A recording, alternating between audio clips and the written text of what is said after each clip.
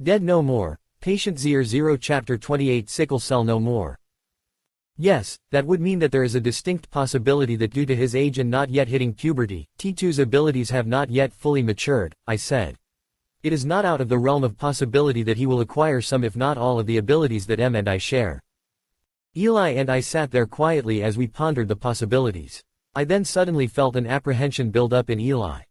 Wow, I had yet to consider that as a possibility, I thought to myself.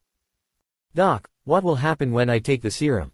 Asked Eli. Considering that your formula currently courses through my veins and due to the fact that I was a genetic template for T2 when I treated him, even though he had golden blood. If you wouldn't mind Eli, I'd like to take a serious look at you, I stated. Eli nodded in agreement and I began to peer at him on a cellular level. My serum had attached itself to all of his DNA strands, but manipulated those that controlled Eli's neurological growth. I could see those on the physical sides lying dormant. Eli also has that same potential as T2 and JoJo. You have absolutely nothing to worry about, my friend, I said to Eli. The following day, Eli, M, Joshua and I put Jamie through her paces. The more she used her telekinesis, the stronger it became. She was now able to manipulate 200 pounds. Barbells, while Joshua pushed himself to keep 60 pounds. Aloft, M and I both knew that we were able to manipulate weights in the tons. Eli recorded the data like he did so many times before. Babe, give me your complete ocular consideration, said Jamie as she mentally lifted herself from the floor. To put it quite simply, I can fly. Here control was rough and her ability pitch and yaw were abysmal. But she was oh so happy. Wow babe, you'll have to help me to get as good as you are, beamed Joshua. And with that, Jamie fell into his arms and passionately kissed him. Did you read my mind, or did you just know that's what I needed to hear? She asked. It is the God's honest truth, said Joshua. You now get to teach and work with me. The two of them continued on with their training as M kissed me goodbye to conduct a class with the Raiderettes, Cicely, Aisha, Regina, Ingrid and Tanya. They were all quietly ingratiating themselves into the community by helping everywhere that they could, learning any and every job imaginable and just honestly being nice young women. Eli and I decided to pore over the data we had collected so far. I mentally let M know that I would share with him everything that we were discovering about our abilities and how far we had come. She agreed that he should be brought into the loop. I not only explained to Eli, but demonstrated each new ability. Even a more perfected process of Jamie's flight, as I levitated both of us at varying speeds and heights. Doc, I've decided. I want my injection after Naomi gets hers, he said. And after me, Cicely, Ingrid and Tanya. And Cicely has convinced me to provide the serum to Aisha and Regina as well. That will leave me with 2 doses left. Just in case I haven't said it, I'm so proud of the man that you are and the man that you are becoming, Eli, I said. You do know that like Joshua, I consider you something akin to a son, with all due respect to your parents. Thanks Doc, he said. You have no idea what that means to me. I left Eli alone as I needed to be with M. I reached out with my mind and found her with Diane, Jamie, Aisha, Regina, Cicely, Ingrid and Tanya. They were learning the basics of medicine and triage. She and Diane were also training them to assist as midwives to help with the delivery of the baby. M is amazing as she is now able to teach subject matters she didn't even have knowledge of a few months ago. As I walked into the makeshift classroom, our child made me aware that it was learning as well. M dismissed the girls. See you later, Mr. and Mrs. Doc, said Regina as she and Tanya giggled. Later ladies, I said as I caught some of the raunchiest and most indecent thoughts I've ever heard. Damn right, thought M, and it's all mine. She smiled and gave me a hug and a kiss as she slapped and groped my ass. Guess what I learned today? She thought. And what would that be, my dear? I responded. She levitated a roll of gauze to her hand and then intently stared at it as it began to glow. I could see that its molecular composition was changing right before my eyes. M is now able to move specific molecules with her mind, thereby changing matter. It leaves me a little drained and with a slight headache, she thought. I was having a philosophical discussion with the girls about healing and Cicely was relaying a discussion she had with Eli about matter manipulation to be used for healing. I'm not ready to try this on living tissue yet, but I think it is not only plausible but possible.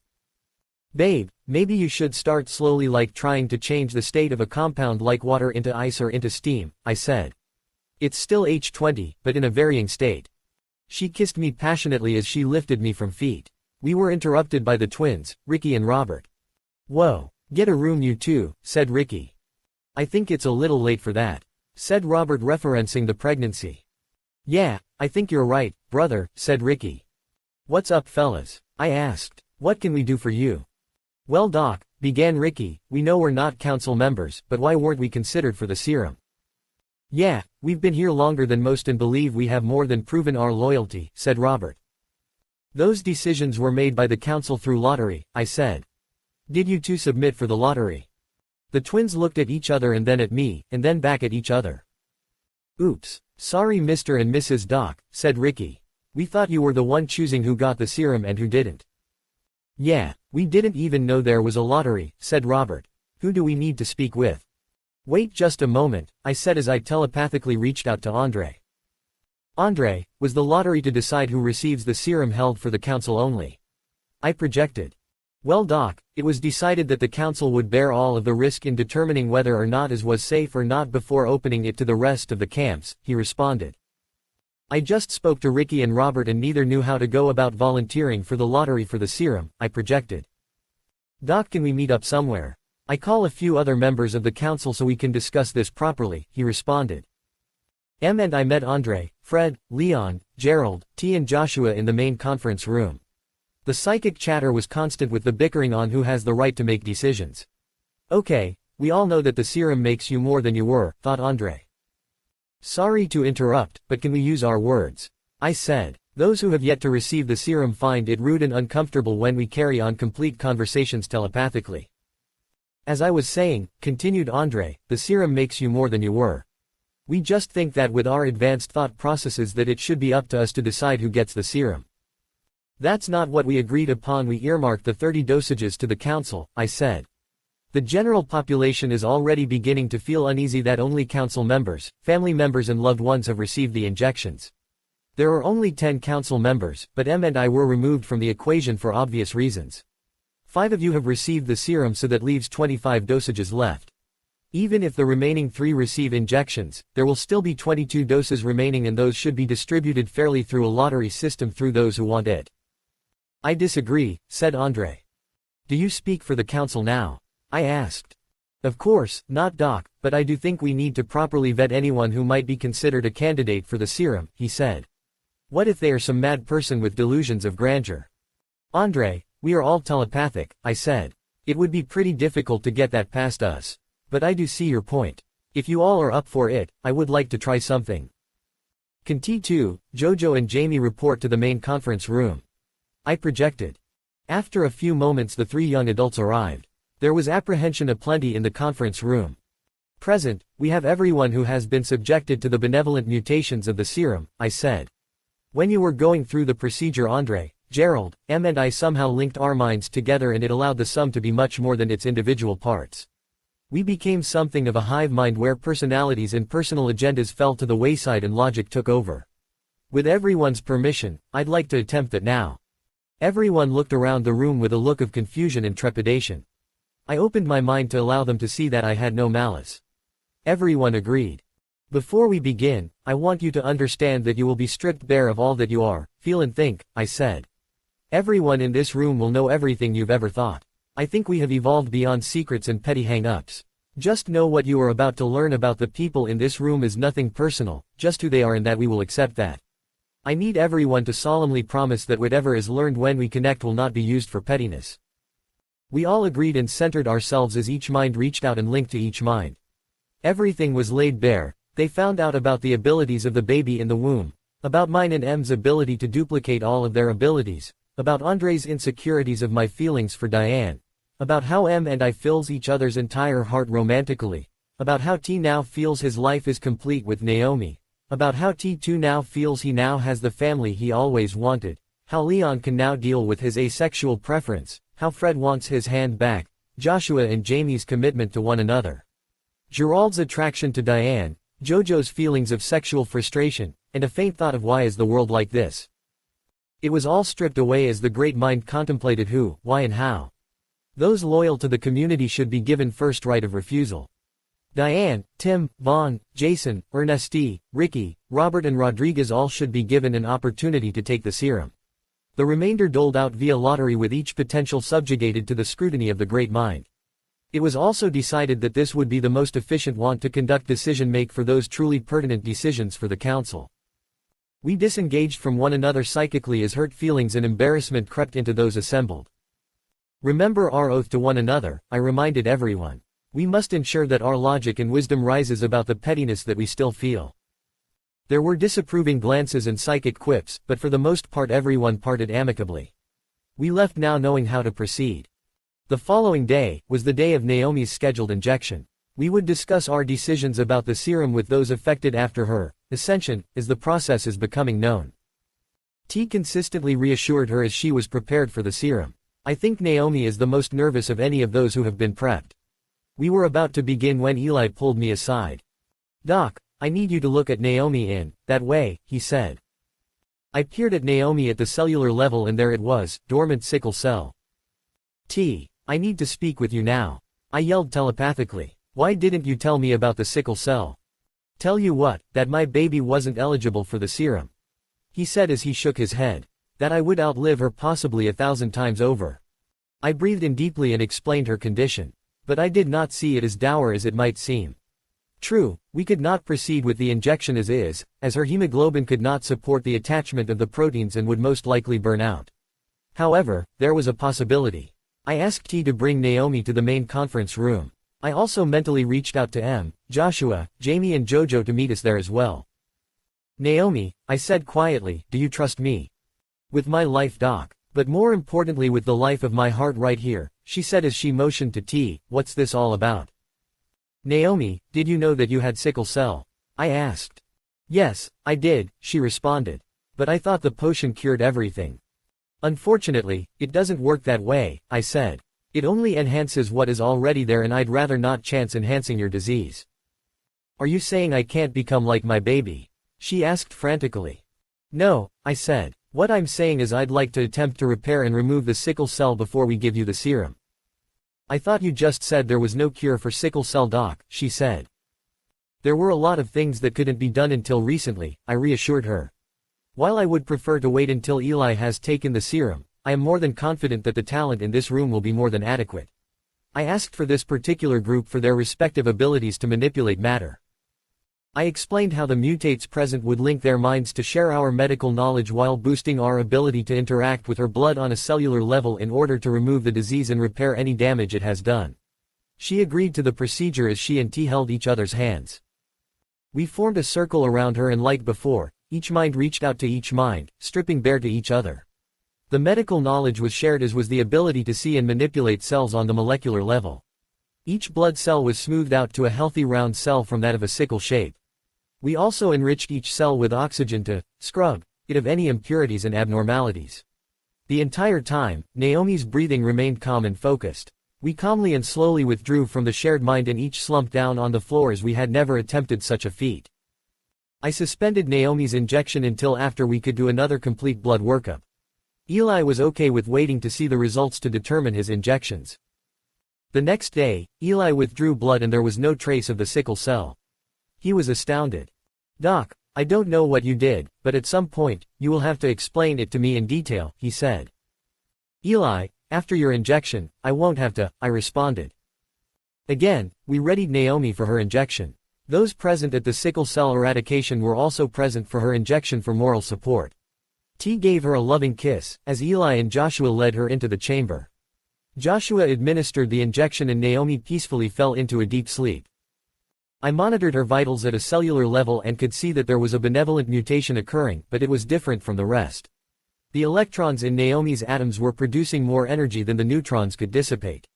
As the days went by, Naomi's musculature and mass increased as did her height and her absorption of ambient static electricity.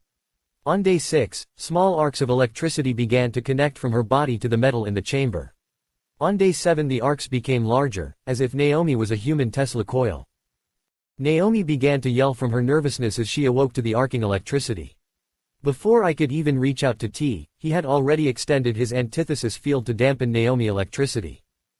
I always knew there was electricity between us, said T as he flashed his signature smile and placed a big wet kiss on Naomi. Say something, baby. That scarecrow dude gave the Pythagorean theorem for an isosceles triangle instead of a right triangle, said Naomi with a smile equal to T's. I looked at my hand and willed an arc of electricity between my thumb and middle finger. Humph. Will wonders never cease, I thought to myself. I projected to T that he might want to stay with Naomi until she gets a better handle on her ability. In the meantime, I mentally asked Fred if he could do anything. The next morning Fred, T, Naomi and I met in my dojo. Fred gave Naomi a belt with what looked like rechargeable batteries on it and instructed her to put it on. I apologize for the crude design, said Fred. But this belt should allow you to accumulate a static charge for up to 24 hours before you will have to forcibly discharge the build-up energy. I'll work on a much more stylish and efficient model once Rodriguez and the Raiders get back with the materials I requested. Thanks Fred. As always, I appreciate your genius and the speed in which you utilize it, I said as Fred exited. I'd like to show you and Naomi something, I said. With that, I levitated myself from the floor and flew around the dojo. T and Naomi stood there in stunned silence. What the, wait, how the fuck me, you can fly, shouted T. I knew about the telekinesis, but I had no clue you could fly. That's not all, bro, I said as I forced the stored static electricity in my body to arc from my hands. Damn, bro, what can't you do? Asked an amazed T. Well, for starters, the only ability I can't duplicate is yours, I said. But I think you, and I can help Naomi gain control of her ability. I think when we scrubbed her blood, it allowed it to take on additional electrons and somehow stored them to bursting. So we did this to her? Asked T. No, my romantic interloper. You did this for me, said Naomi. I've never felt power like this. So Doc, you are saying that the electrons in my atoms store ambient electricity to be discharged at my whim. But until such a time as I am able to control said discharge, it may continue to elicit uncontrolled burst. Exactly Naomi, I said. I think as you begin to increase your ability to center your Kai, you will also be able to harness this power in a benevolent manner. So, the lack of my martial training has caused a deficiency in my ability to center and control. She asked. Yes, I countered. I think with T, and I helping you, along with Fred's belt, you will be able to harness your power in no time at all and eventually do so without the belt. As Naomi put the belt on, T backed down his antithesis field. The energy arced and crackled around Naomi. She sat with her legs folded and the crackling energy subsided. She smiled and opened her eyes. See babe, I did it, she said as she jumped up and an arc hit one of the swords on the wall. Naomi, I want to show you something else as well, I said as I pulled out one of the air pistols with the metal BBs. Is the doc going to regale us with an exhibition in marksmanship? Asked Naomi. In a manner of speaking, I responded. Pay attention to the paper target M is setting up on the other side of the room. I took aim and hit the paper target dead center. T and Naomi looked at each other. Bro, we already knew you were an expert marksman, said T. Keep watching, I instructed. I focused some of the electricity through the gun and into one of the BBs. I again pointed at the target and fired. This time the target exploded in a small burst of blue electrical energy. Naomi slowly walked over to the target and turned in amazement with her mouth agape. So through mental discipline and stoic practice, are you saying I will be able to infuse ambient electricity into the bullets of my gun thereby creating an electrical burst like you did? She queried. I think if we get with Fred and modify a weapon, yes, you should be able to duplicate my efforts, I said. Of course, I'll have to learn to cast ammo as I'm sure lead would be an inefficient conductor for stored ambient electrical impulses, said Naomi. Y'all done turned my baby into a nerd like y'all, said T, and I loved every word of it. For the rest of the day, Naomi and I laughed, trained and practiced growing ever closer. Just before we departed for the day, Naomi and I each gathered the ambient static electricity in our respective bodies and concentrated it into a ball in our respective hands and allowed it to dissipate into the ether. And that is how it is done, said Naomi. Have I told you how proud of you I am, baby? Asked T. I love you too, babe, said Naomi. The next day, Joshua and I prepped the lab for Eli's injection as Jamie recorded the ascendancy. Eli wanted Cicely present for his injection. Jojo and T2 were there as were Ingrid and Tanya. Jojo was displaying an unusual stoic sensibility as he snubbed Ingrid's attention. Hi Jojo, said Ingrid with a flirting lilt in her voice. Greetings and salutations, responded Jojo in a monotone voice as he paid no further attention to her. I was wondering if you'd like to train with me when the ascension is completed for Eli, she said. That would not be advisable as your ability is well beneath mine, said Jojo in a condescending manner. It would be congruent with a flea asking to train with you. Ingrid's entire disposition altered as her posture changed from one of confidence to one of defeat. You know Jojo, you can be such an a-hole sometimes, said T2. What has caused me to incur your wrath, my younger sibling? Asked Jojo. And you can stop with your Master Leon impression too, said T2. When he does it earnestly. With you, it is forced and pedantic. It causes me to lose respect for you, especially when a pretty girl is at least making an attempt to get to know you. You think I'm pretty? Asked Ingrid nervously. T2 immediately realized that he was talking not only out loud, but about a girl in front of a girl. He blushed and swallowed hard. Why yes, he stammered. I think you are not only pretty but smart as well. And if you would like to train, I would be happy to train with you. Ingrid reached out and grabbed T2's hand. I felt T2's heartbeat and hormones elevate. He began to smile. I looked at Jojo and I realized that this entire display was for T2's benefit as he winked at Tanya. Despite his mutation, he was still a loving big brother. Cicely sat in the chamber with Eli and held his hand as Joshua and I prepped the injection. We're ready to begin, I said as Cicely exited the chamber. Joshua administered the serum as Jamie began to take notes. Joshua and I exited the chamber and we locked the door. I peered at Eli and saw as the dormant proteins on the physical controllers of his DNA sprung to life as his physique began to tone and broaden. His muscle tone and mass increased as did his height. Eli shot from a 5 feet 2 inches to a 6 feet 2 inches frame and a 140 pounds to 235 pounds body. This was in the first few minutes when usually this process would unfold over the course of a few days. His ascension is much like Joshua's was as it is happening all at once. At that very moment, Eli sat up and his eyes opened and glowed. His neural pathways were restructuring themselves. His musculature was also being redesigned as well. Eli was in essence recreating himself. His clothing began to rip as he grew and developed. His eyes closed and he fell into a prone position on the gurney. The entire process happened over the course of an hour. Eli stood up from the gurney and assured me that his ascension was complete. I peered at him and saw that his cells were stabilized. He walked over to the door and asked to be released. Doc, open up. I'm good, he said as he held a blanket wrapped around his midsection.